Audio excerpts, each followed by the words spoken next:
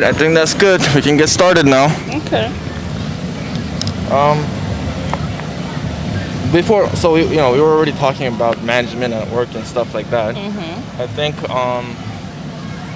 there's a lot to also do with households too, like the way you manage your household. Like you said, you don't want to be a tyrant and something like that. And that's also something I was trying to communicate to this coworker, that the management skills What that happened to you? oh, It was like a nasty bird. nasty burn. Yeah. That actually learning how to also manage this kitchen will show you how to manage your household to a large degree, So In reverse. and reverse, yeah. If you, as part of that household, if you grew up in a structured environment, grew up in a household where there was law and order, so to speak, and I don't mean law stringently, then that transcends the other places. But it has to begin home first. Make sense? It does. Okay.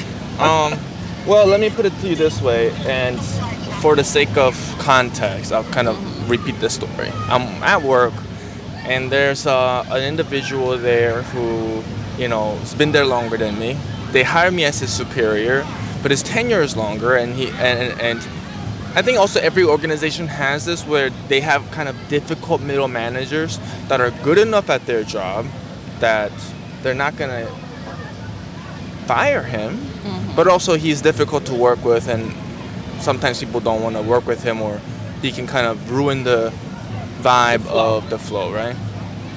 So here's another thing. I caught him, like, for instance, like talking behind my back once about me.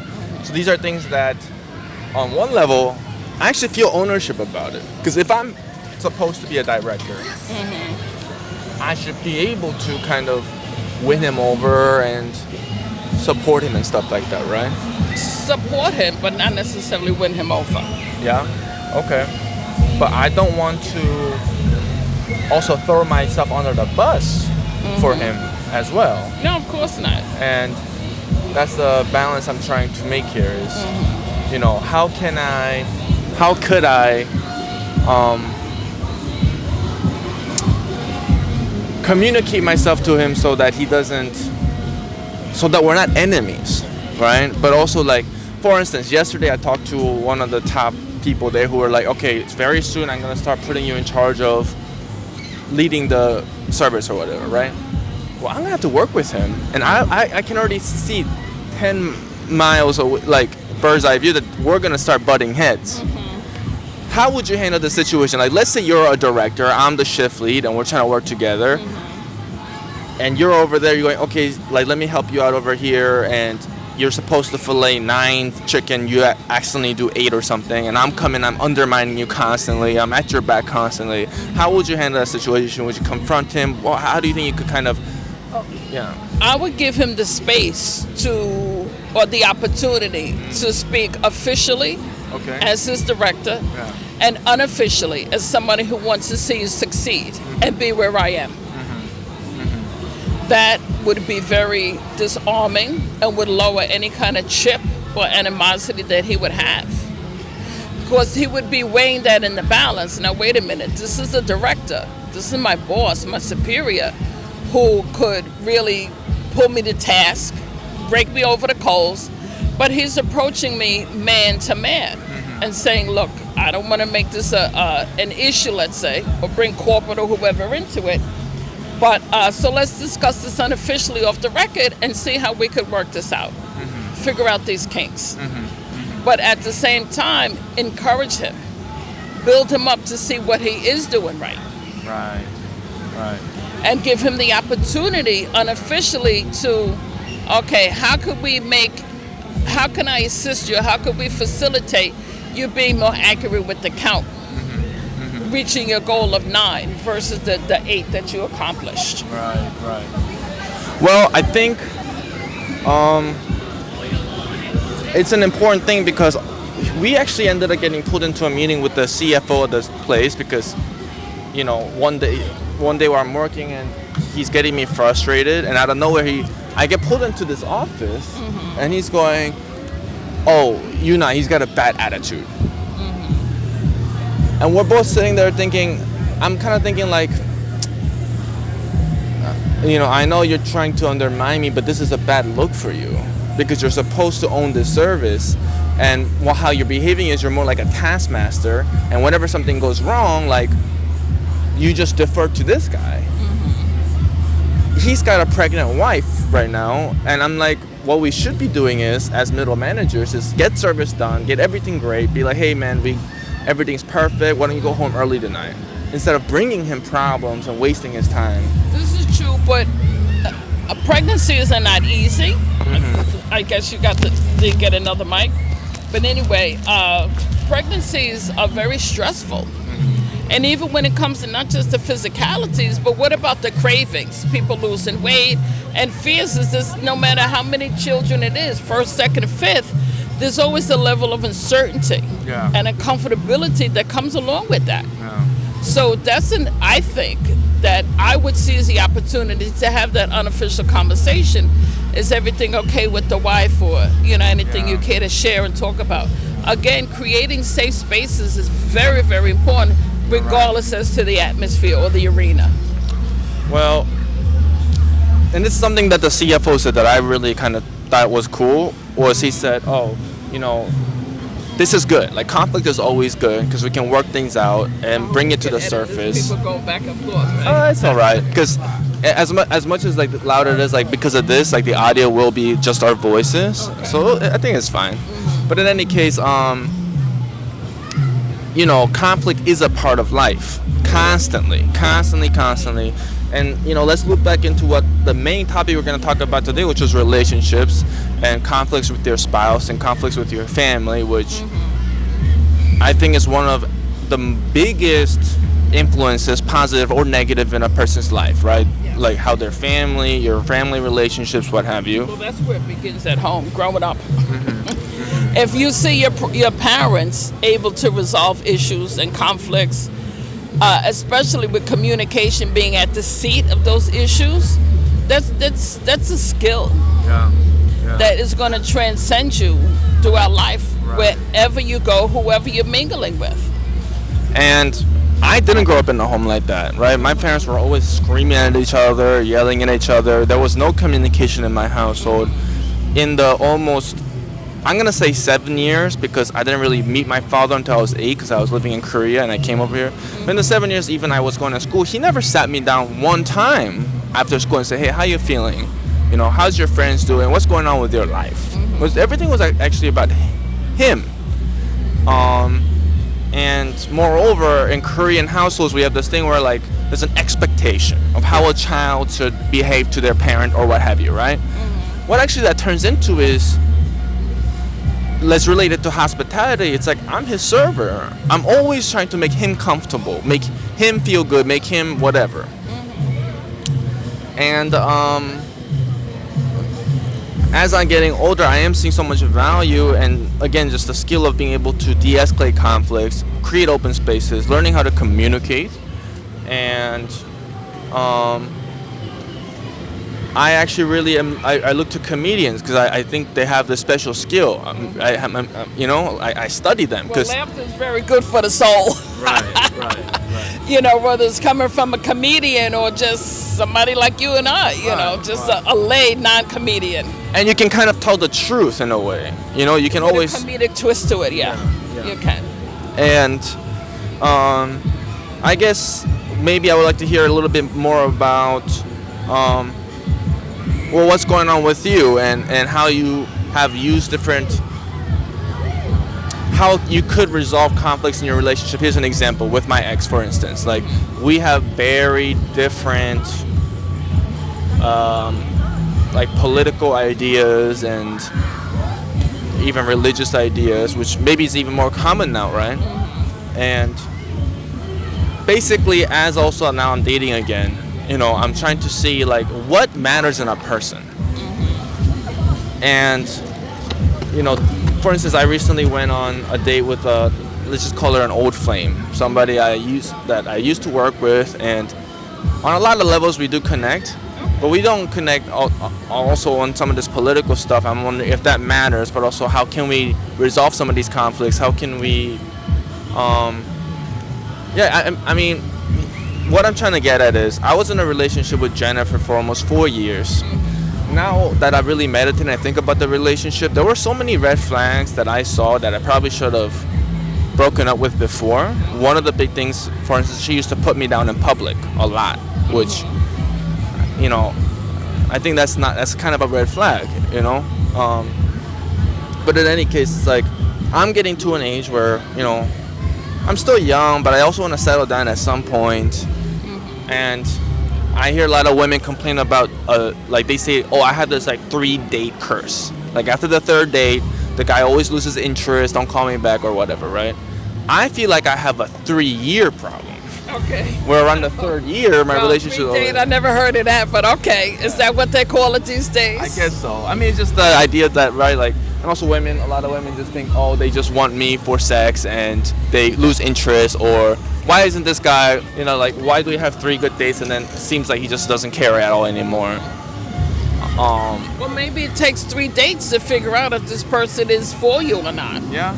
I haven't dated in so long. I was married for a very long time, almost 30 years, closer to 30 years than 20. And I've been separated for almost 2 years. Okay. Matter of fact,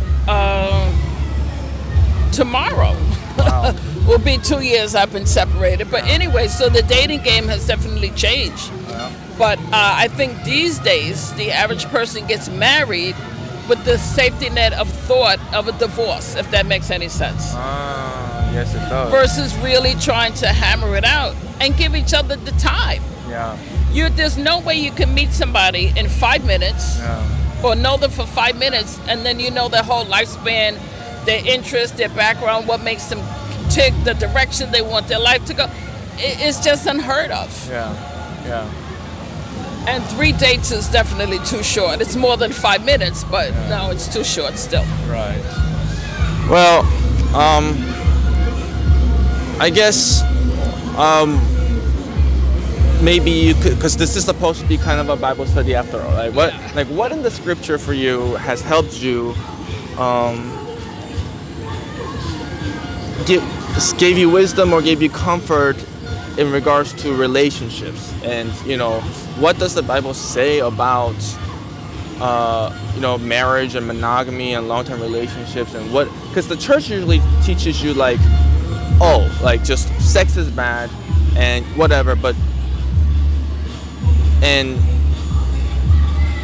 I actually feel like a lot of people don't get good, healthy advice from the church regarding relationships. Well, first of all, the church, unfortunately, looks at these things from a scriptural perspective, and there's nothing wrong with that. But Christ was very pragmatic, and if you're going to follow his teachings and which would include reading the scriptures, he used everyday things to get his point across. But when it comes to dating, you can't look at it from a biblical perspective without looking at it from a worldly perspective or a fleshly perspective. Right. The history of marriage is, especially in this country, was to protect the actor's assets. It wasn't about love, but it was about assets. It was about property. Okay. And even up until women's suffrage and beyond, even to this day, it's still seen that women, by and large, are property. But from a biblical perspective, God created Adam and Eve to be equals. Right. So anything, whether it's past, present, or future, anything that raises itself against that, up against it, is going to cause problems, regardless as to how much you want to avoid it. And in terms of sex outside of marriage, there's a bacteria that lives, and Solomon wrote about this in the Bible, throughout the Bible. There's a bacteria that naturally occurs on the tip of a man's penis that does not interfere or affect his wife, but it will affect a girlfriend or a lover. Really? Outside of marriage, yes, it will. And I found that very fascinating. That is very fascinating. It's in Proverbs as well as in Ecclesiastes. So give that some thought. So if you want to look at it from a natural perspective, that really is an approach towards one's physical health. Yeah. And some communicable diseases can even, if they're unchecked, they could affect the brain, the nervous system, and so many other physical systems. Right, So right. that's food for thought right there. Well, something I also, for instance, I was talking to a friend of mine. She's an artist. Like a lot of people, she grew up with a religion, but has kind of moved away from it. A lot of women I meet are kind of repelled by at least church when they say, oh, there was Adam and Eve, and Eve caused the sin, and the woman messed everything up, whatever. And, I read another kind of like a clinical therapist. His take on it was, it's basically, his thing was, well, throughout religion and mythology, often there is this thing of saying like, there's somewhat of a chaoticness to femininity, and we kind of need that, for instance, to care for a child who's born with a disability, who has no rational or logical per se on the surface. So you might say like, oh, Spartan thing, just throw them away.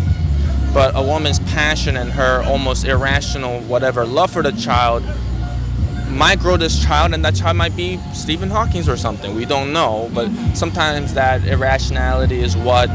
So it's not a strictly male and female thing, but he kind of tried to lay it out as maybe this is kind of what they were trying to get at, or kind of a yin and yang thing, right? Like you can't just have only logic and order and hierarchy, and you can't just have like creativeness and chaos or whatever. Like those two forces kind of need to mesh. It's like a Spock thing, disorder and chaos, right? Exactly like that. But in any case, you as somebody who is very much feminist and has this, which I agree with, this kind of, and sees the Bible as promoting the man and the woman being the same level. What is your kind of take on the story of Adam and Eve? Well, Eve was tempted Yeah. by the serpent, but it wasn't so much a tempting of the gender. Yeah. It was just a tempting of her mind, of what she would be open, what she would be aware of. And that's all it was, simply. Yeah. But even today, the enemy hasn't changed his tactics. He still uses the woman to get to the man. But that's why communication and identification and ownership of somebody's mental and emotional shortcomings, their hang-ups, their idiosyncrasies is very important, because when you have that dialogue and create a safe space for one another, you could get to the root of those things. Right. You can exchange the idea, and even if it's a political view, you can have that discussion that this is who I support, whether it's a party, whether it's an individual or individuals, and this is why I'm voting for this person. This is why I like this person. But again, if you don't have that sacred space to be transparent, to be vulnerable, to be honest in who you are, what's going to happen to the relationship? Right.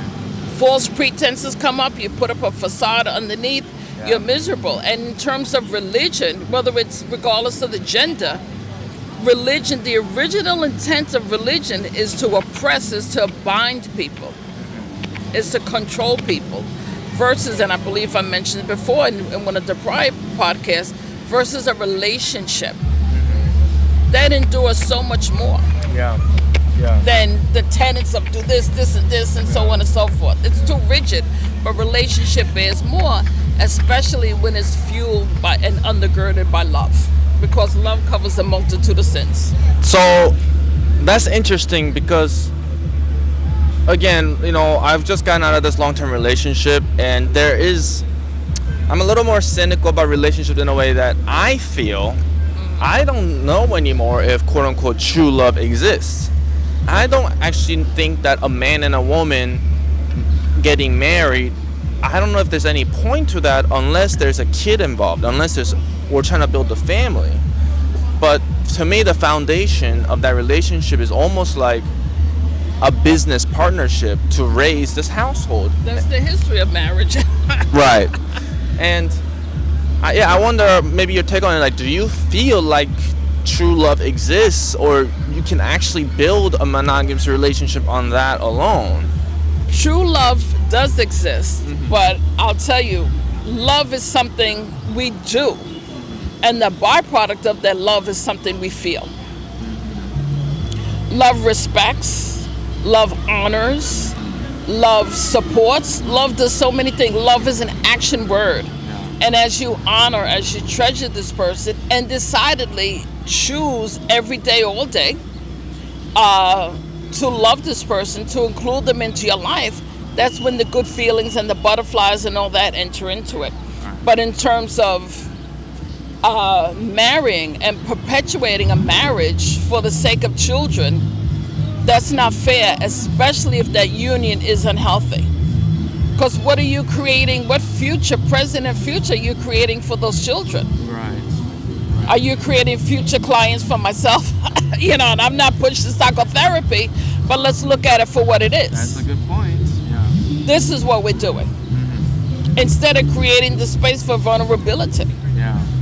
for honesty, for that transparency, think about the components of friendship. Those same components of friendship should be even more so in an intimate relationship. Okay. But in terms of intimacy within monogamous relationships, that begins outside of the bedroom and it's culminated in the bedroom. Right. It's, do you have fundamental things that you share? The same movies, books, the same interests, educational similarities. And when you differ, can you respect that and see it as somebody's strength and something you admire him or her for? Well, I think going back to then of trying to see if somebody's right for you. You just mentioned a couple of things. Like you should, like do you have in common? Like can you have relationship? Like do you have a common interest, education background, what have you, right? And obviously, you're right. Like lust or sex is a very weak foundation to build anything on, right? Eventually, it's got to be much more than that.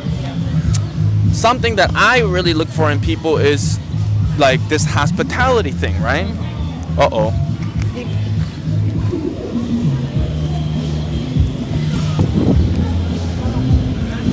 Sorry about that. Whether or not that they are hospitable, meaning are they conscientious? Do they take, do they try to make other people feel comfortable? Welcoming, of course. Welcoming. I don't know if you've seen A Bronx Tale, that movie with Robert De Niro.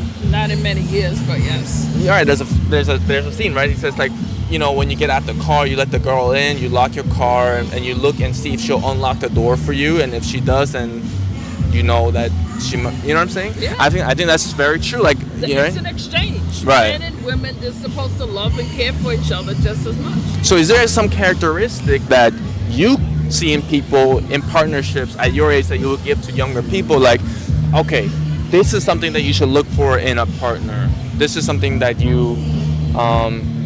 this is like something that you really should focus on. Well, in this day and age, there's a lot of things. I think a lot of men and women are out for themselves these days, and this is a byproduct, a disadvantageous byproduct of capitalist America. Mm-hmm. You should have your own place. Yeah. You should not be living with your parents. Yeah. You should have a steady income, and things happen. Even in solid marriages, life happens. Yeah. It happens 24/7, 365, and people do lose their jobs, but do you have the same interests, the same goals? Do you have a one-pot mentality that you put your savings together and you split the expense, you really push and pull one another in the relationship and have each other's back? As much as an emphasis, which is very shallow, most marriages end over money and sex. Yeah. Insufficient money and bad sex, or the bank account goes down to zero. But if love is there, unconditional, genuine love, we're gonna get through this. That's the mentality. I'm leaning on you and you're leaning on me. Mm-hmm. We've made this money, we've had these figures in the bank before. We could do it again. How could we strategize to make us that power couple we once upon a time was? And as we age, people are automatically gonna lose interest in sex. And look at that perspective. If that's happening in a relationship, look at that futuristic happenstance and bring it into your current Yeah. and try to work with it. Is it a physical thing? Is it mental? And really try to work at it instead of heckling one another Yeah. and making that it bigger than what it is. Sometimes you just have to settle for some hugs and kisses and, the intimacy on a different level other than a physical plane. Yeah. Did that help?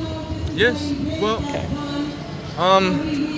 I guess that's, again, it's still something I kind of struggle with is like, is there such thing as this kind of strong love thing? Because the way I was raised also is like I had to earn love from my parents, right? Like I had to get A's in school. I had to go work for them or accomplish. Like I'm still kind of driven by this. Based on works. Right. And I'm still kind of driven this thing by I need to accomplish to get love, right?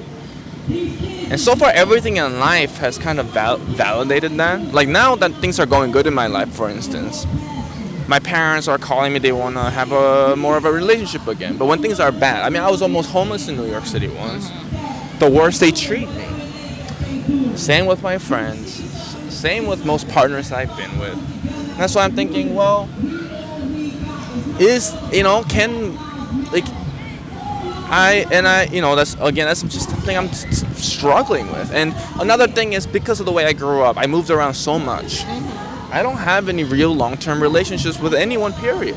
Put that roots. Yeah, I don't have any childhood friends. I don't have distant memories of, this kid I used to know. I wouldn't even begin to know how to even get in touch with them now. And even if we did, it wouldn't be anything. Yeah. And So you can't necessarily say that because you don't know how they've grown and what interests they have that you could share and have in common.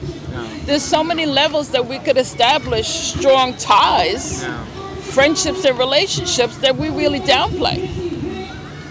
Think about how many ways we could connect. And I think about movies, for instance, books.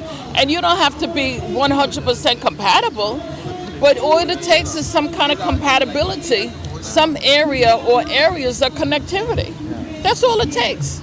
You can talk about movies all day, or you can talk about books, or you can talk about traveling. Again, this is a whole diversified earth, a world in which we live in. And there's so many areas that we can connect. well, maybe I'll kind of leave with that because, just with a little hope, because as much as I'm trying to hear you, at the same time, there's still part of me I'm thinking like, because I came into this conversation thinking, I don't know if true love exists. I don't know if we can really, I think the strongest thing we can have at least is just to really have the strong, compatible working relationship, business relationships, so we can raise a great family together.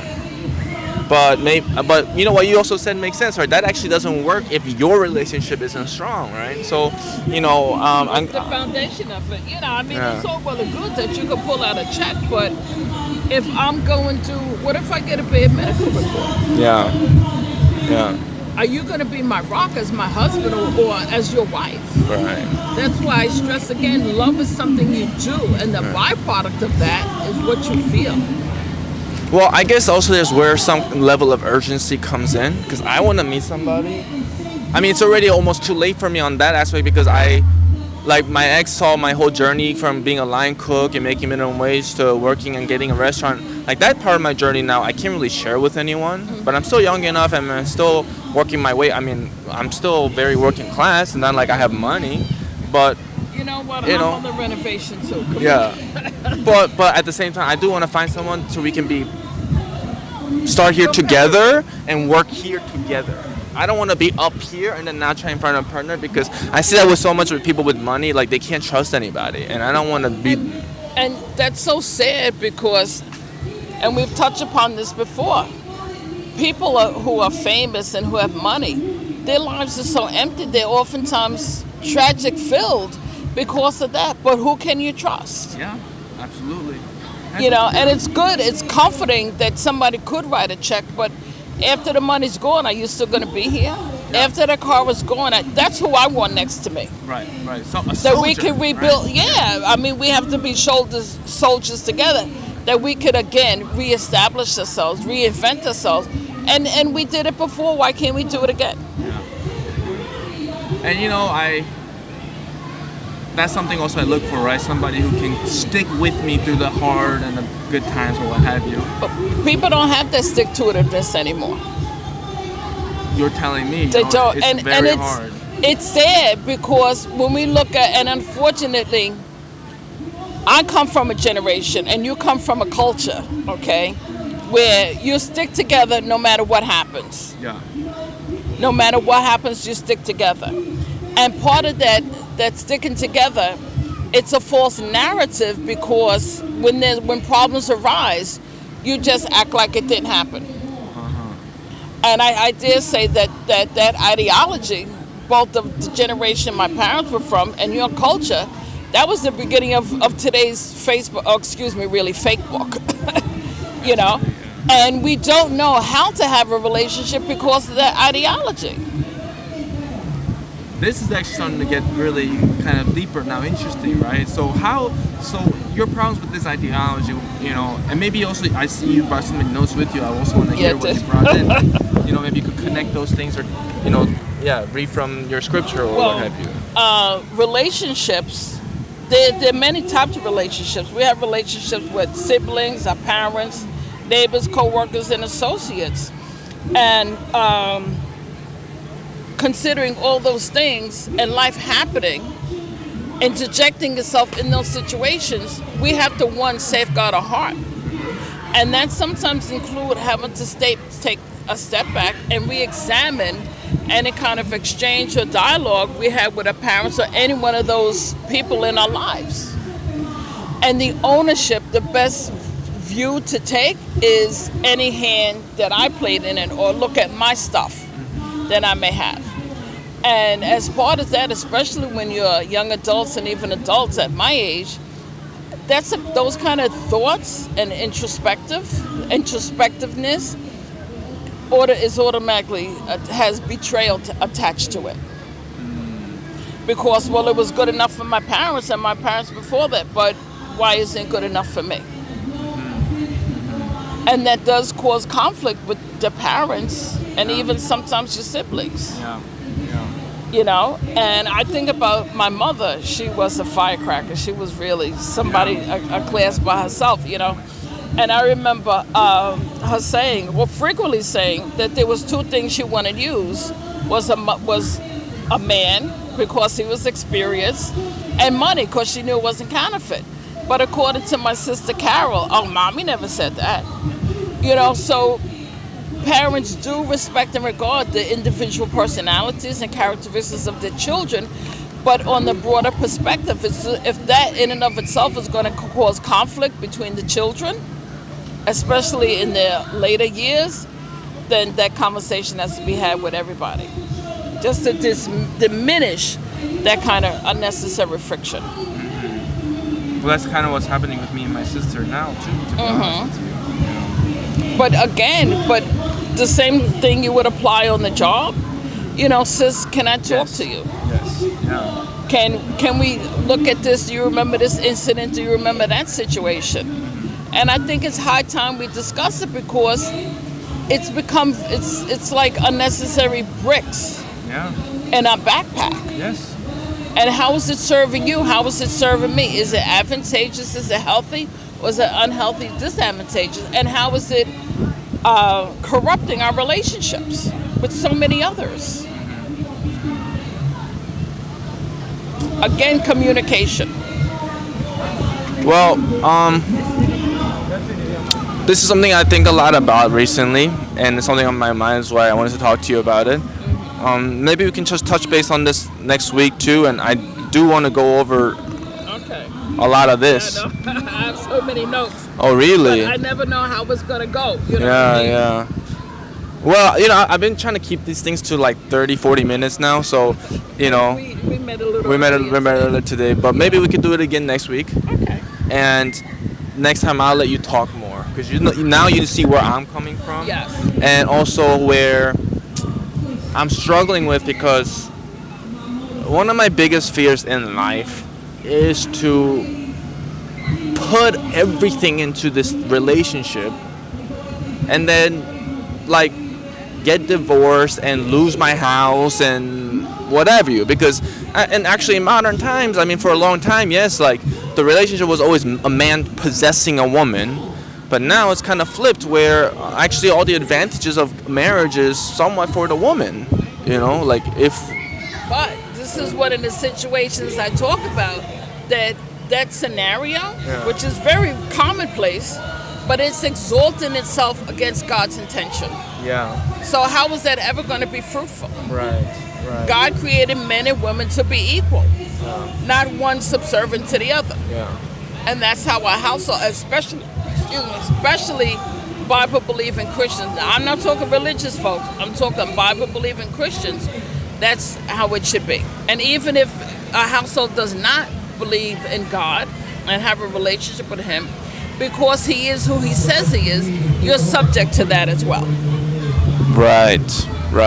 And you know what? The older I get to, also why I think it is kind of nice to meet a Christian woman, because there's always going to be something above us to base the relationship on. Which, and His love for us is unconditional. And because it is, and He shows us the way we can love one another unconditionally. Yeah, we'll leave it at that, because that's actually quite profound, right? And I think maybe a lot of the Bible is teaching you how to love. Yes. Yeah. Again, it's always going to be love is something you do. And again, the butterflies and all the weak knees and that kiddiness, you know, oh, he touched my hand, you know, that first kiss, that's always going to be the byproduct of that unconditional love. Yeah. Okay. And again, I'm to the age too, like whenever I get those feelings, I'm just like, but this is going to go away in a year or two. What is the stronger thing that I know that this person is right for me for really? If the relationship is not cultivated and worked at on a regular basis, it is going to go away. Right. But when you constantly choose your wife, it's going to remain. That's a good point too, right? You kind of, that's a good point. Just try to choose one another. All right. Well, that leaves me a lot to think about. I would love to touch. Maybe we should do a part 2 this, because this is such a big subject. It really is, and even the sex aspect. Yeah. You know what I mean? Because everybody enjoys sex, and God created sex. God told Adam and Eve to go forth and multiply. Yeah. Remember, the family was created first, and the church second. Well, I think it's such a big subject in general, like just in life, and it's what most people are actually. That's what they're worried about. They're worried, like, you know, like their relationships or girlfriends or family, or, you know, how do I, you know, keep my boyfriend, like all these things are like actually the main thing we worry about, but we don't really talk about in church. We talk about anything but that sometimes. Yeah, and even at that, you know, we think about prenuptial agreements. Yeah.